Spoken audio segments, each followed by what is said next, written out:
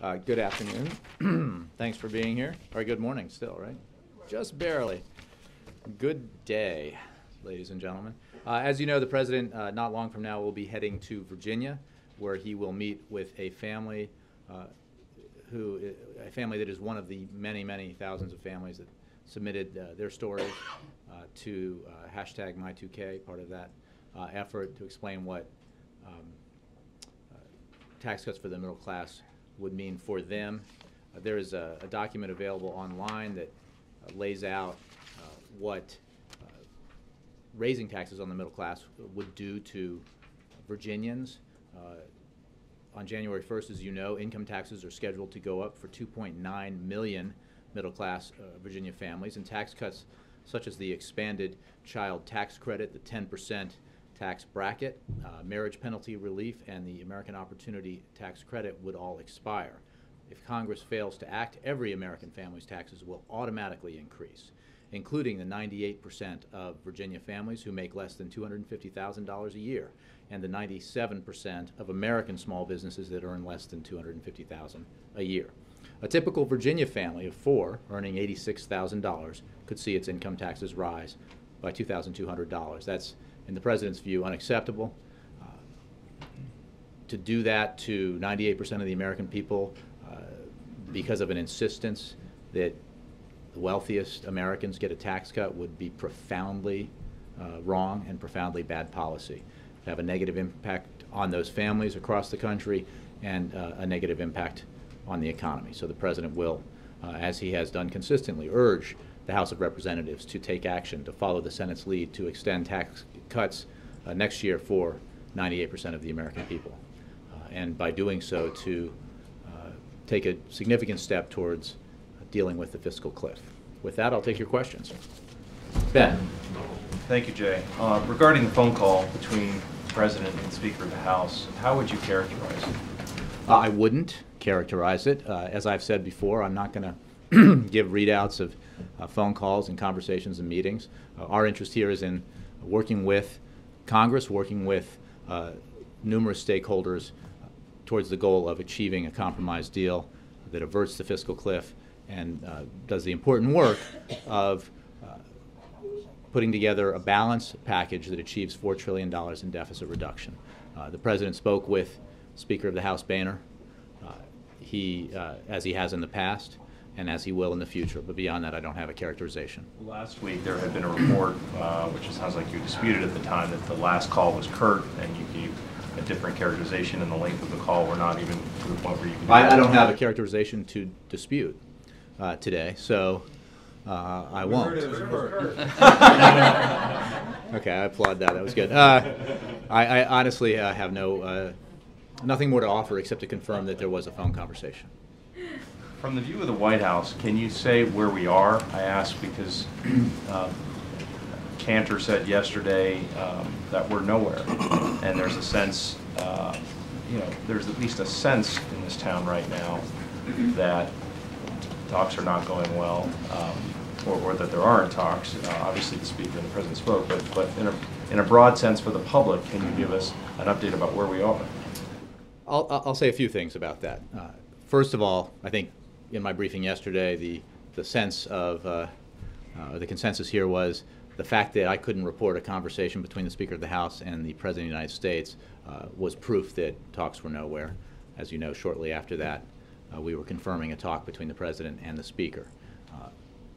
However, it is our view that simply having conversations with congressional leaders will not produce a deal.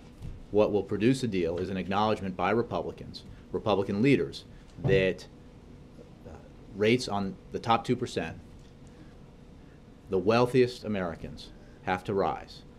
There is no deal without that acknowledgement and without a concrete, mathematically sound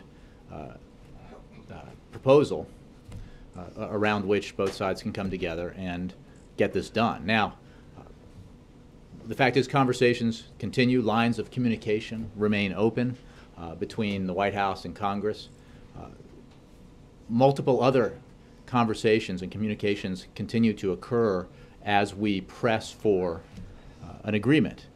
And I would simply note if you take a step back, that in the wake of the election, we've seen an acknowledgement by Republicans of all kinds, and including Republican leaders, that revenue has to be a part of this. We acknowledged at the time that that was progress. We do, to this day, acknowledge that that is progress. Since then, we have seen increasing numbers of Republicans, including elected lawmakers, acknowledge that raising rates is going to have to be part of this, and we welcome that acknowledgement. That's progress.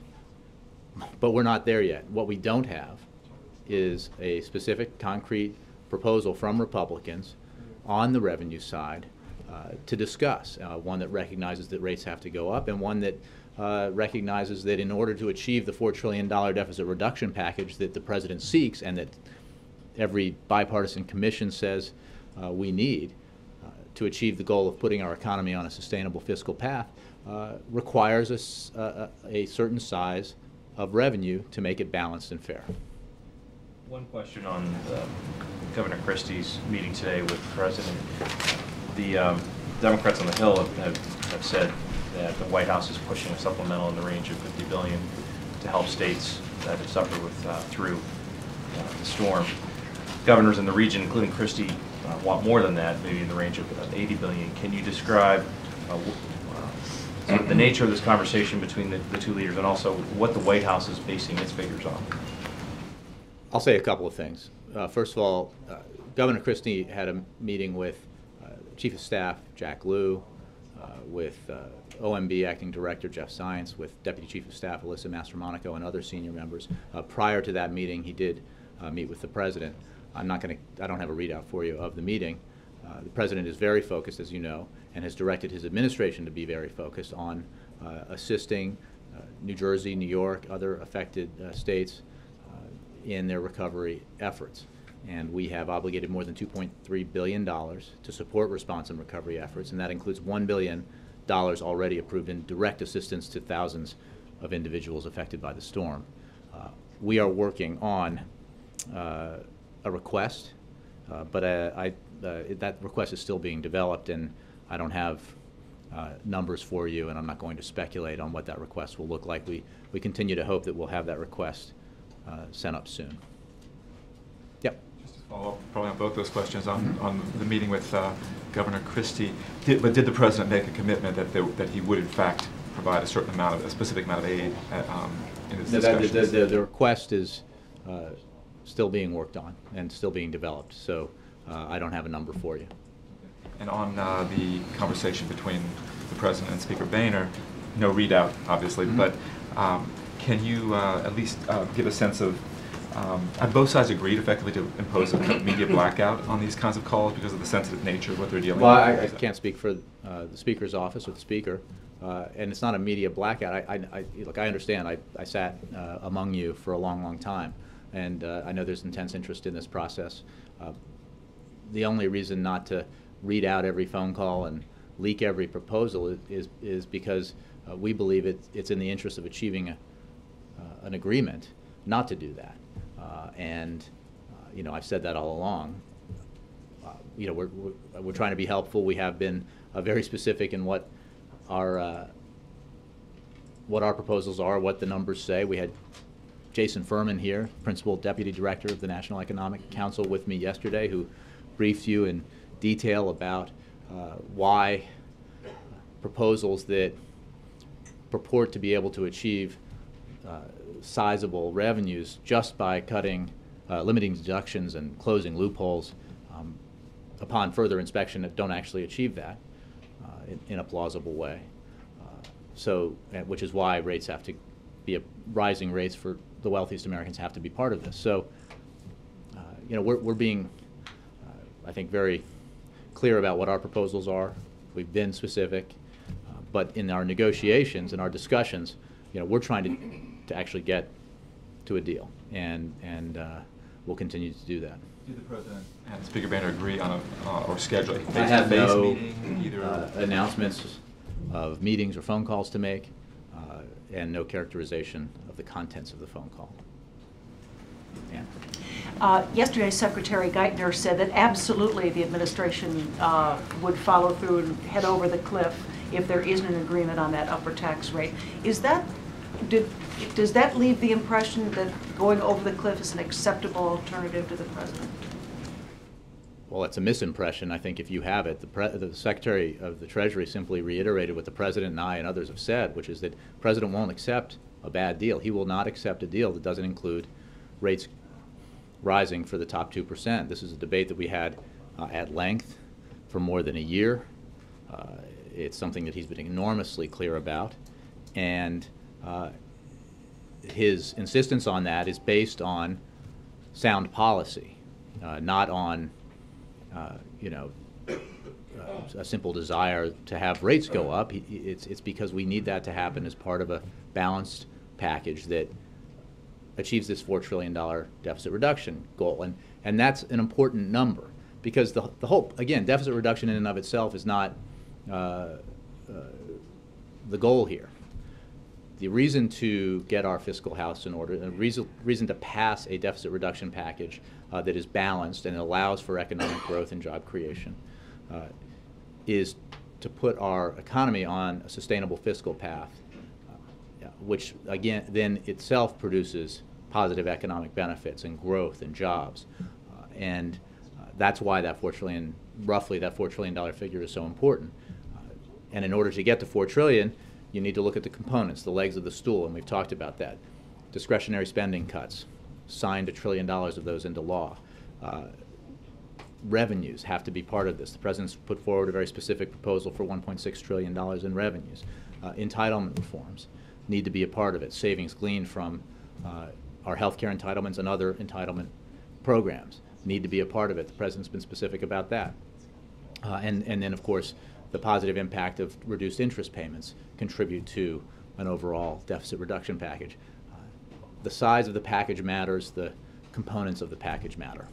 And when the President yesterday said that he would not play that game next year with the debt ceiling, he stopped short of saying that that he would insist on an agreement now as part of the of a fiscal cliff deal, and he also didn't seem to indicate that he would like to have the authority to handle debt ceiling in the future. Is he backing off of either? Not at all. We think that would be, Secretary Geithner made that clear when he presented the proposal. In his remarks to the President, as he said and announced to you all, was speaking off the cuff. He wasn't reading from a prepared text, but that is our proposal, that we end this hostage-taking cycle by taking up Senator McConnell's proposal that was enacted into law as part of the Budget Control Act and moving it forward so that we do not engage in a process where members of Congress are threatening to default on the full faith and credit of the United States in order to achieve their objectives. And I heard somebody talking about a proposal where we should do this every month. Was this Grover Norquist? I think that's just a profoundly bad idea that I think could not be more frightening for American businesses and American workers. Juliana. Would the President veto a measure that would extend the tax rates for the middle class, let the rates for the top earners go up, but didn't deal with the debt ceiling? I think I've said that we think it is entirely appropriate and expect Congress to deal with the debt ceiling as part of an end-of-the-year deal. If they were to deal with it separately before the end of the year in a way that we find appropriate, that would also be fine with us. So I'm not going to speculate about how dealing with the debt ceiling in a responsible way, with no delay and no drama, takes place. What the President insists on is that Congress do its job. 'Cause the one thing that I think is important, and I assume that at least some ordinary Americans out there are watching, when we talk about raising the debt ceiling, we're not talking about spending. Congress is simply authorizing itself to pay the bills that it incurred. So if Congress wants to deal with spending, they ought to spend less. And one way to do that is to engage in this process with the President, build a $4 trillion deficit reduction package that includes both revenues and significant spending cuts, significant savings from our entitlement programs, and pass it. And that would be a good and effective thing to deal with spending as well as our deficits. not to, you know, when you get a credit card bill, you don't just say, well, you know what, I'm sick of this, I'm not paying it anymore. I mean, you can do that, but there will be significant consequences for your personal financial future. Well, the United States of America, when it gets its bills for items it has purchased, pays those bills. You have said that the president would veto any bill that did not extend, that let tax cuts for the wealthy expire. Right. So you're not drawing that same Well, line I think in you're this thing, confusing the veto process. thread When we with talk the about a debt- bill that has to do with tax rates, he will veto a bill if it were to get to his desk. He would not sign a bill that extended tax rates for the wealthiest Americans. You know, again, we believe that dealing with the debt ceiling ought to be part of this end of the year package. It ought to be done without delay and without drama. If it's done separately, that's fine. I think the easiest way, since we don't have a lot of time, is to just get it done as part of an overall compromise. Can I just follow up on that? Because I don't, when he says I won't play that game, what role does he have in the game? In other words, it's up to Congress to do this. He is We know not what- going to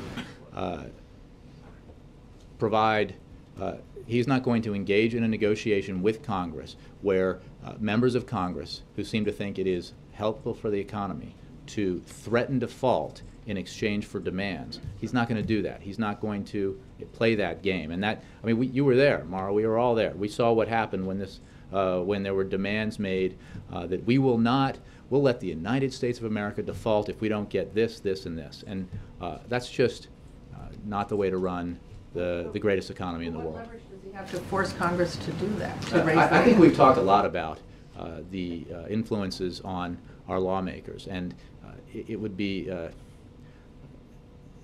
not surprising to me if already the voices we've begun to be heard in the business community and elsewhere,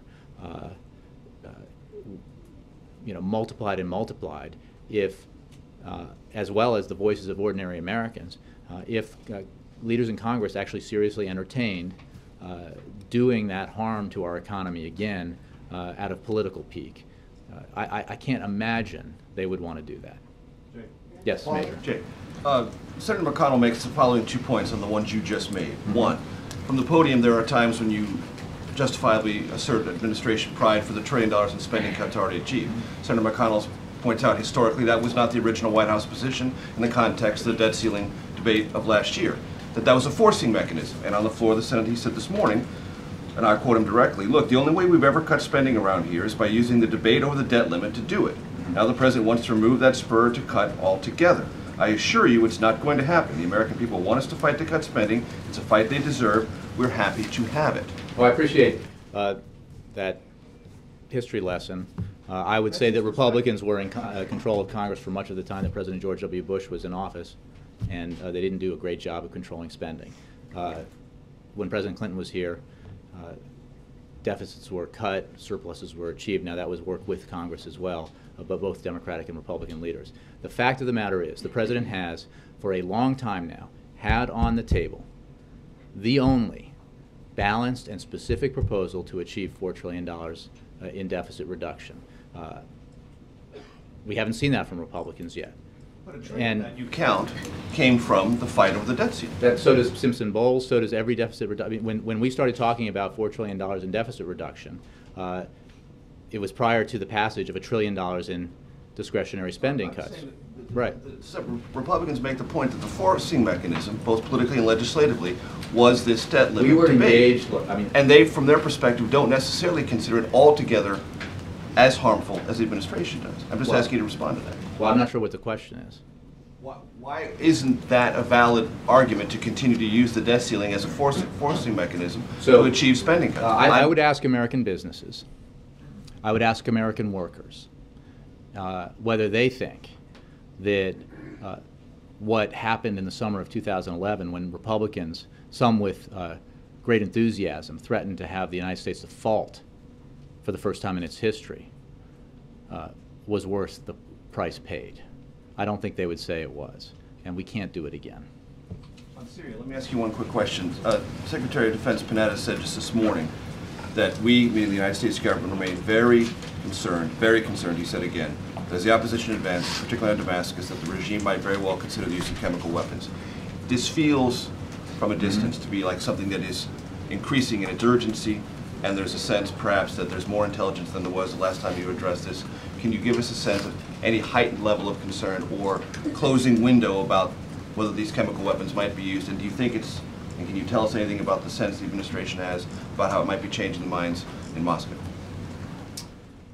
Well, it's certainly an issue that we discuss with the Russians and others, those who have influence over the Assad regime or communication with the Assad regime. I can tell you that the President was very clear when he said that if the Assad regime makes the tragic mistake of using chemical weapons or fails to meet its obligation to secure them, there will be consequences, and the regime will be held accountable. The international community, this goes to your question about the Russians, is united on this issue, and the message to the Assad regime about our red lines has been very clear. I'm not going to get into specific intelligence. We continue to closely monitor Syria's proliferation-sensitive materials and facilities, and we remain focused on supporting the Syrian Opposition Council, coalition rather, and working with like-minded countries to determine what more we can do to support a political transition that brings the conflict to Syria to an end. This doesn't feel or look to the administration any more urgent than it did, say, 48 hours ago. Well, I think we've been very clear all week about our concern. Well, probably longer to that, but since this has been heightened, an issue that's getting heightened attention, we have made clear, I think in very stark terms, our concern about it. I wouldn't want to characterize our assessments based on intelligence any more than that. Jay, you said a moment ago it's frightening for Republicans to bring back the debt ceiling again and raise the specter of the nation defaulting. Isn't it frightening for the American people to hear the Treasury Secretary say, we're willing to go off the cliff? The President of the United States will not sign a bill that extends tax cuts for millionaires and billionaires, or for those making more than $250,000 a year. This is an issue that the American people understand. They are very clear about, and if public surveys are to be believed, are supportive of the President on. We can't afford it. He has made this very clear. What he has also made clear is that Republicans in the House could act today to give tax cuts for 98% of the American people. They won't, or at least they have not, because they insist that tax cuts for the top 2% are more important. If they didn't have that opinion, if they didn't have that position, 40 of them could change their minds. The bill could be brought up, it could pass the House, and uncertainty for 98% of the American people would go away on this issue. Unfortunately, we haven't seen that willingness. And you know, again, the speciousness of the argument that this is all about small businesses has been debunked repeatedly. It's not. And giving a tax cut for those who make under $250,000, as the President insists we do, would apply to 97% of small businesses in America, 98% of American earners. So we have to do it. But when you draw a line in the sand and you say there can't be a deal without the tax situation being dealt with, you're not emphasizing, and the President, in the comments to the Business Roundtable, not emphasizing the spending cut side of this that the Republicans are pressing. And to use your credit card analogy, when you say, well, if you're in credit card debt, you got to pay your bills. If you're $16 trillion in credit card debt, you also have to stop taking out more credit cards, right? So that's to Major's question. The Republicans are saying, unless they bring up this debt ceiling thing and have that out there, you're not going to cut spending. You're just going to keep, the debt limit goes higher, and you keep spending more money. Well, you and false. Congress, both. That's simply false. The President's put forward a very specific deficit reduction plan, and let's talk about cuts. Okay? The President signed into law $1 trillion in discretionary spending cuts. The President has a specific proposal to achieve $600 billion in savings from our entitlement programs, including our health care entitlement programs. And he has been constant and explicit in making the point that he understands that as part of a negotiation and as part of reaching a deal, that he's going to have to make tough choices on spending. And he is absolutely willing to do that. He knows that he will have to do that. But it requires the Republicans to acknowledge the simple fact and to act on the simple fact that rates are going up for the wealthiest Americans. It is simply not acceptable to hold 98% of the country hostage in order, on the proposition that folks making more than $250,000 absolutely have to have another tax cut. We can't afford it. So when it comes to spending cuts, this president is deadly serious. I mean, again, I want to go back to what I talked about before. The purpose here is to achieve a $4 trillion package in deficit reduction. It's not only to create revenues for revenue's sake. It's not. It is the goal here is deficit reduction. One of the reasons why we can't extend tax cuts, the principal reason why we can't extend tax cuts for the wealthiest Americans, is because we need to pay down our deficit. You saw what happened. You were here in 2001 and 2003. Tax cuts that were first. I mean, I covered the campaign. 2000, we had to enact a tax cut of more than $1 trillion, said the man who then became president, because we had surpluses. And that money should go back to the American people. So that was one way of getting rid of our surpluses. Then we had to, as the economy began to slow down, we had to give a tax cut because it would help the economy grow. And then we did another one of over $1 trillion. And the result of that and other policies, of putting 2 wars on a credit card and some of the other policy decisions were made, is that we took a situation in January of 2001 where we had record surpluses, and just 8 years later we had record deficits. When this president was sworn into office, he was handed a deficit of over $1 trillion. That's not sound economic policy. We can't go down that road again. We need to, for the sake of getting our deficits under control and assisting our economy, take the kind of action the president's proposed. Last question, when you were being asked about Hurricane Sandy and Governor Christie being here, et cetera, Governor Cuomo was around this week as well. You have people in New York and New Jersey who are saying, and I understand that the administration can't heal everyone overnight, but there are people in New York and New Jersey who are saying weeks later they still don't have electricity. People are having, one guy had his house bulldozed, his house was still standing, it got bulldozed because of confusion. People are still hurting, they still don't have electricity weeks later. So for all the talk in Washington, how is it that some people still have not been helped? Well, I would point you to the substantial and fast effort that the president oversaw in terms of the federal response to this terrible storm.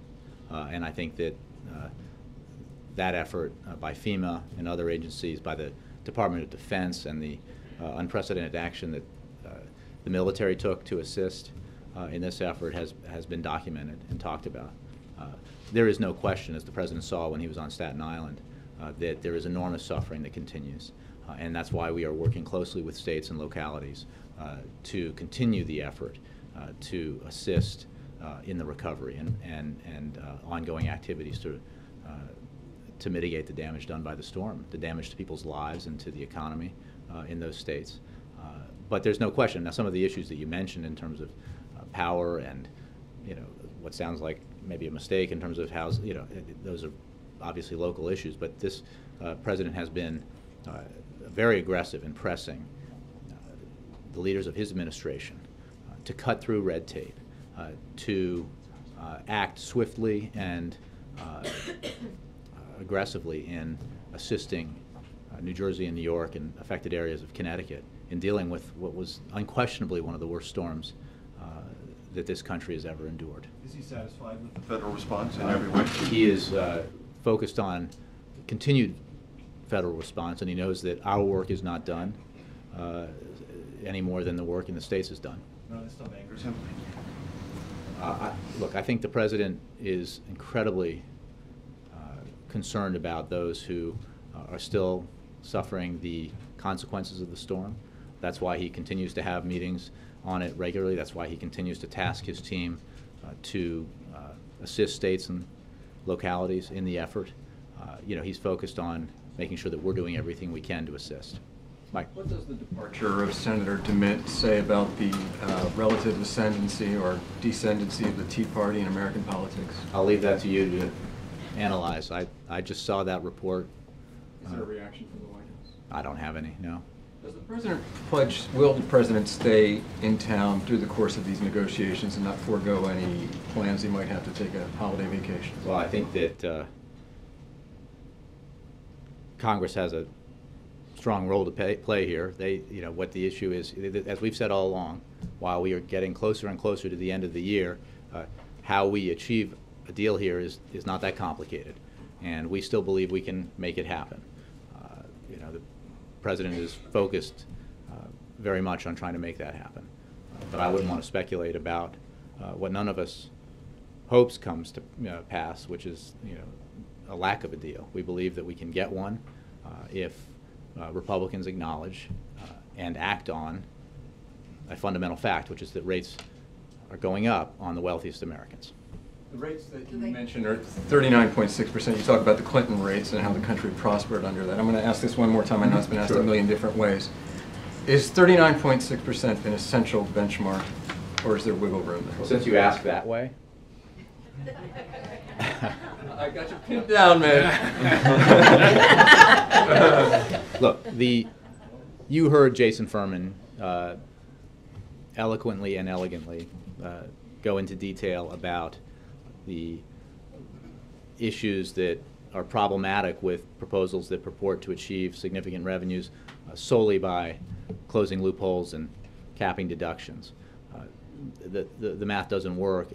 Either, in some cases the math doesn't work and the middle class gets hammered, or the math works on paper, but there's no way that Congress is going to, for example, eliminate the charitable deduction for the top 1%, because that would have a terrible impact on churches and universities and institutions that depend on charity. I think, if I'm not mistaken, in citing one of the proposals from the think tank that we were discussing, Jason suggested that $10 billion in charitable deductions would be lost. So that's not likely to be passed by Congress, by members of either party. The way to do this is the way that the president has presented. You need both higher rates for the top 2%, tax cuts for the 98%, and proposals that close some loopholes and cap some deductions for those making over $250,000. The combination achieves the kind of target in revenue that is necessary to have the balance in the overall plan. Now, I'm not going to. I haven't seen a plan that does that besides the president's. So far, from the Republicans, we have a single sentence on revenue that says that $800 billion can be achieved through capping deductions and closing loopholes. But that's it. There's no numbers. There's no specificity. The president has said he wants to have. He's willing to see and look at proposals, but they have to add up. They have to be politically feasible. And the way to do this, it is far preferable, as Jason said, to allow rates to go up on the top 2% to the levels they were under Clinton, when the top 2% did very well, than to eliminate charitable deductions or ask the middle class to have their taxes go up through the elimination or downsizing of the mortgage home interest deduction or healthcare deduction or state and local tax deduction. I mean, these are not. It's easy to throw out proposals and suggest they might work, but then people who put the numbers on paper can show you why there are problems with alternative proposals, which is why the president believes rates that his plan that allows those rates to go up back to where they were under President Clinton is the right way to go. But the question was whether he's open to 37 or something over 250. Again, you're asking me to speculate about proposals that do not exist. We have a plan that's very specific, and it's pretty simple. Republicans who haven't disowned the pledge they made to Grover Norquist don't have to vote for a tax hike on rates. They simply have to vote for a tax cut for 98% of the American people and let existing law for the top 2% stay in place. That doesn't seem like such a terrible thing to do. It's also absolutely the right thing to do as a matter of policy. So we encourage Republican leaders to hear the voices that are increasingly being heard from both their fellow lawmakers and others in the broader Republican community who acknowledge that this is the way the country needs to move. Congressman LaTourette said, I think yesterday, the president has won this round relative to the rates, but we need to sit you down. We need to sit down and get the second half of the deal, and that's the spending. The president could not agree more. He also said some people in this 2% who call me, they're more worried about the fiscal cliff than about the rates going up a couple of points. I think that's an excellent point. And you've seen the numerous members of Congress, members of the Senate, business leaders and others who understand that the consequences of the fiscal cliff, the consequences of raising taxes on everyone, average of $2,200 for the average family, are quite serious. All we have to do here is extend those tax cuts to the middle class and allow the rates for the top 2% to go up, as we've been talking about now for weeks and months and years. Yes? Jay, going back to the storm recovery story, based on, as you put it, the President's incredible concern, can you characterize any sense of urgency in getting this package together? This has been in the works now for a number of weeks. Well, like I said, we expect to have a request move by the end of the week. We're hopeful, yes. And how long did the President meet with Governor Christie? I don't have a number of minutes. It was a pre-meeting before Governor Christie met with Jack Lew, Jeff Zients, Alyssa Mastromonaco, and other senior staff. But I don't have a minute count for you since I wasn't. Was the conversation confined to the storm? I don't know. Recovery? I don't know. Can you find out? I mean, there are a lot of people. I'm not going to give a readout necessarily. I mean, that is a readout. no, it's not. I mean, there are a lot of people in that part of the world who are in that part of the country. country. For what they talked about. That's in normal parlance, unless I'm mistaken. That's a readout. There are a lot of people up there who are very concerned about this. There's a great deal. As is the President, and I'm sure. Again, I wasn't in the room. I mean, I saw Governor Christie and I saw the President, but I didn't participate in their conversation. So I can't tell you that they didn't talk about other issues, but I'm sure that they talked principally about this issue, which is of significant concern to both men. Well, you asked if they talked about other issues. Okay, they principally talked about this issue. I mean, I'm sure they did, but yeah. It's not like the fiscal cliff negotiations here. You know, I mean, this is just a matter of major interest to a lot of people. Well, they definitely talked about. I am confident they discussed the subject that was the reason why Governor Christie is here, which is and to have the meeting with senior staff. Yeah. Jay, can you confirm that Governor Pawlenty was also here today, or is here, and what he? I don't know. You don't know that he's here? I do not. Okay, and secondly, can we quickly revisit the debt ceiling question? You were asked yesterday about whether the President would invoke the executive power under the 14th Amendment. Can you say and that? Peter, with lightning speed, dug up a quote that I thought would take at least a few hours to find. Let me. Have you found another one? Can you say that the President has ruled that out as an option, or can you say whether there are discussions or studies underway? Let me give you your answer. I can say that this administration does not believe that the 14th Amendment gives the President the power to ignore the debt ceiling. Period. Two questions. Sorry, let me get to. This is the first time you all said that? I don't believe so, no. I think this is actually consistent with what we said last year. I mean, I think there was a period where this was under discussion, and maybe the quote you found was before it had been looked at in that level of detail, but I believe when this was under discussion at the time, this is where we landed. So yep. Can we show further study after that? Sorry. Well, again, I can just tell you what our position is. After the briefing. Yeah. Thanks, Jay. How is Secretary Geithner saying the administration is absolutely willing to go off the fiscal cliff, dissimilar from during the debt ceiling negotiations, some Republicans saying don't increase the debt ceiling period? Well, they're wholly different things. I mean, this is what's interesting too, and I actually do believe that there are people even in Washington who don't understand this, and understandably in the country who don't understand that we are actually talking about polar opposite issues. The fiscal cliff is not about deficits. It's about cutting spending and withdrawing money from the economy too quickly, and that impact would be negative on the economy. Because let's be clear. The fact that both have major economic consequences. Well, again, the President is clear that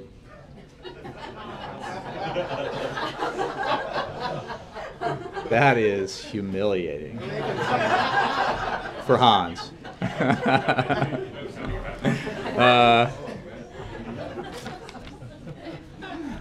You guys, somebody has to find out who that is. It's a specialized ring.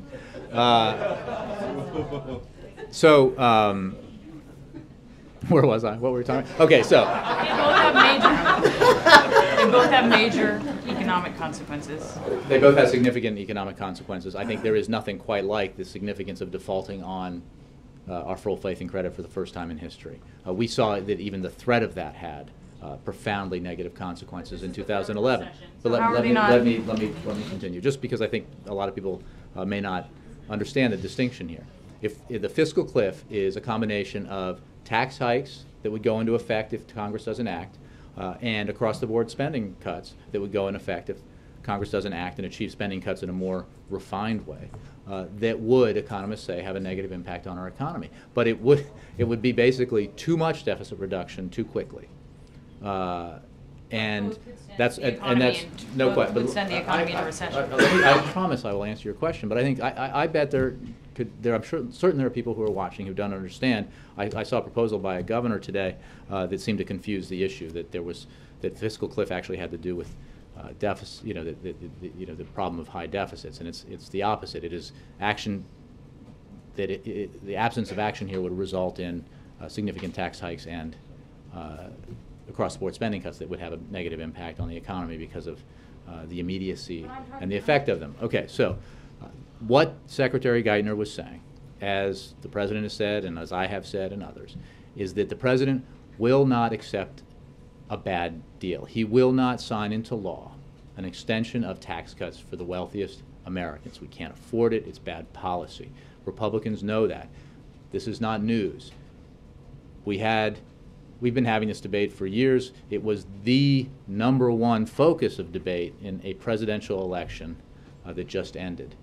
So, again, I read you a series of, well, I could read many more, but you know about, and I know you've reported on, a series of acknowledgments by Republicans, members of Congress and others, who acknowledge that the wealthiest are going to have to provide revenue in order to avert the fiscal cliff and to achieve sustained deficit reduction of the size that we've talked about. Rates are going to have to go up, as the President said. This is simply a matter of Secretary Geithner repeating what the President said. There is no deal without rates going up. I remember you standing there and saying that Republicans were playing chicken with the credit of the United States. How is this not playing chicken with the health of the U.S. economy? Here's the choice that Republicans have to make. Give tax cuts to 98% of the people, or have taxes go up on everybody. That doesn't seem like the worst choice in the world, right?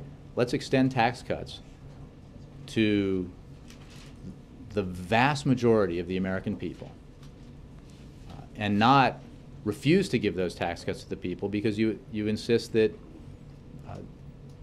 millionaires and billionaires and those making over $250,000 a year have to get another tax cut too. It's just, it's nonsensical.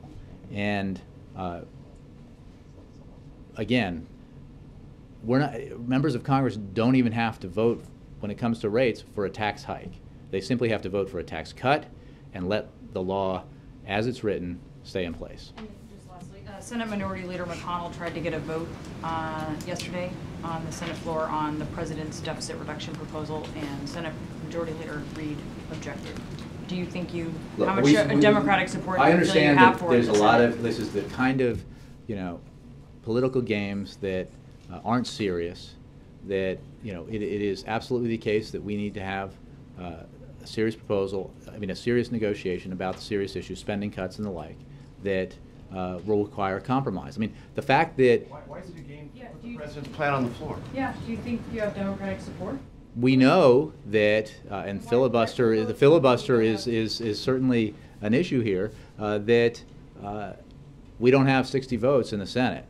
So I would not argue with the idea that the President's proposal cannot, at this time, or has not at this time, garnered Republican support. That's what this debate is about. We are very confident that Democrats support the principle that we need to have $1.6 trillion in revenue, asking the wealthy to pay more as part of a balanced package that the president has put forward. Country the Republicans don't want to I understand that you're going along with the gamesmanship here. We're trying to be serious about these negotiations. We have put forward a proposal. We have seen no substantive counterproposal, especially on revenues, from Republicans. Well, if that's gamesmanship, then how is the president's proposal not gamesmanship? How he didn't say, here's my proposal, take it or leave it. He has been very explicit in saying we need to negotiate. With something else that might garner more. Wait, so you're saying he should put forward a proposal, and then, absent a proposal from the Republicans, put forward another proposal, and then, absent a proposal from the Republicans? We've been through this. It's one sentence on revenue that has no meaning or substance behind it. That's not serious, and doesn't meet the level of specificity or even come close to the level of specificity that the president's put forward. We can't have a vague promise of revenue in the future from the wealthy, and then concrete spending cuts that affect middle-class families, that affect seniors, that affect programs that are vital to a lot of Americans now, and say, because the result is what we've seen again and again and again. The middle class gets hit with the bill. Seniors bear the burden. That's not the way we're going to do this. That's not the way the American people want us to do it. Olivier. I got a couple on Afghanistan. One, as you have the negotiations about a post-2014 possible presence, is immunity from prosecution something that this administration regards as a must-have? I'll have to take the question. I haven't had a discussion with President Karzai on that lately. President Karzai today said that Afghanistan is more corrupt than ever before, and says the United States and its allies are chiefly to blame. Do you agree? I would simply say that the issue of corruption is one of concern and has been in Afghanistan. We share President Karzai's concern about that, and we work with the government of Afghanistan on this issue regularly. But I don't know how to make the comparison of where it is now compared to where it was. We know it's a problem and has been a problem, and we continue to work with the government on that problem. Yep. Thank you, Jeff. Last one. So then, Peter. Can I just, on a foreign policy question on China, did the president have the opportunity to sign the letter by Nobel laureates, which included some Peace Prize laureates, to Xi Jinping, calling for the release of Liu Xiaobo and release from house arrest? I'll have to take the question. Can you take that? Yep. Get back to us? Yep. Peter? Sorry, two very quick questions. You said the administration does not believe the president can ignore the debt ceiling. I don't mean to parse, but you're not trying to play any definitional games. Like some people say he can lift the debt ceiling on his own. You're not saying there's a distinction here you're making. I'm not. I think, okay. I mean, that's the language that I have. I think it's pretty clear. We believe profoundly that Congress ought to simply do its job in a routine fashion, that we can and should engage in negotiations and discussions about how to reduce our deficits in a substantial and sustainable way that helps our economy and helps it create jobs. Make sure we're not reading this word ignore as opposed to later you guys come and say, well, we're not ignoring it, we're raising it ourselves. Again, I would just point to the language. Russia, the Senate may pass today the bill repealing Jackson-Vanik in terms of Russia and adding Magnitsky human rights sanctions. Y'all got to sign it? You have a position on it? Well, we look forward to Congress acting on this. We've been working for it, and the President does hope to be able to sign it. Thanks very much. Thanks.